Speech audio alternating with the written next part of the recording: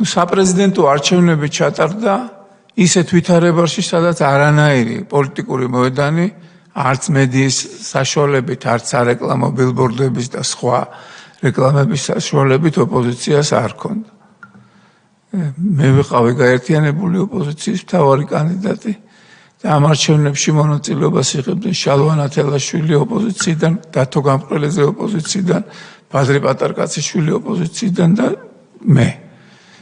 მე მივიღე ყველაზე მეტი ხმა, მაგრამ საერთო ხმები იყო იმაზე მეტი, რამდენიც მიიღო იმ დროინდელმა პრეზიდენტმა, ბევრად მეტი იყო. ჩემამდე შემოვიდა მხოლოდ თბილისის ოქმები, რამოდენიმე ასეული ადამიანი, დამკვირვებლებიც მათ შორის იყო დაჭერილი, ოქმები იყო თავიდან ბოლომდე განადგურებული და ბევრ ოგში 1500-ით ბევრი ოქმი ჩამოვიდა, სადაც 1500 ხმით 0 ჩაწერეს. იგივე ოქმები, პარალელური ოქმები, რაც ჩემამდე ჩამოაღწია, 400 ხმით 100 ხმას მე ვიგებდი მაგალითად მარნეულის რაიონში.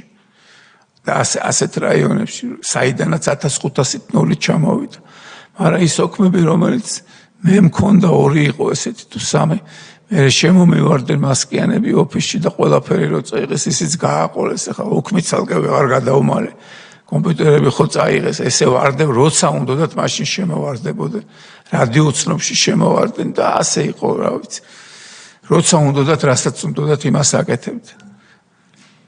მე ვთვლი, რომ ყველა ამ აქციების მონაწილე ადამიანი არის გმირი, იმიტომ რომ ძალიან ბევრი ადამიანი დარჩა უსახსროდ და პრაქტიკულად მთელი ჩემი სამეგობრო დაიჭირეს, რატომღაც პოლიტიკურ ლიდერებს არ იჭერდნენ, მაგრამ ისეთ ცხოვრებას უწყობდნენ, რომ გაუსაძლისი იყო, ირგვლივ რომ ყველას დაგიჭერენ და ყველა რომ შეერია და ამ დროს მიტინგები რომელიც ყოველ დღე ვიყავით გამწარებულ მდგომარეობაში. ეს იყო ჩვენი ყოფა.